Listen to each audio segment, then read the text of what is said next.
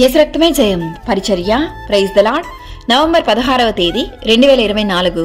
ఈరోజు దేవుని వాక్యము.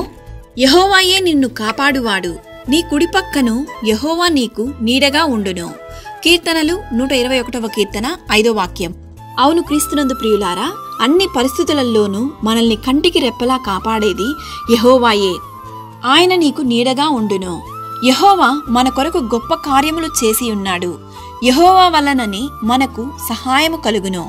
నీవు ఆయనను నమ్మి విశ్వసించి ప్రార్థించినట్లయితే ఆయన నీ గుమ్మముల గడియలు బలపరుచును. యెహోవా పడిపోవు వారినందరినీ ఉద్ధరించువాడు, కృంగిపోయిన వారినందరినీ లేవనెత్తువాడు.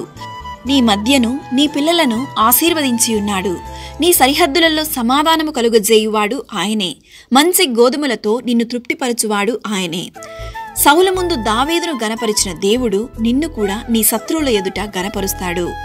దేవుడు బాధపడు వారి పక్షమున వారికి తోడుగా ఉండి విజయమును అనుగ్రహించును.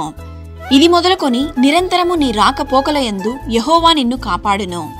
భూమి కంటే ఆకాశము ఎంత ఉన్నతముగా ఉన్నదో దేవుని యందు భయభక్తులు గల వారికి ఆయన కృప అంత అధికముగా ఉండును. సకల ఘనత మహిమ ప్రభావములు యేసయ్యకు మాత్రమే కలుగునుగాక. ఆమేన్. God bless you.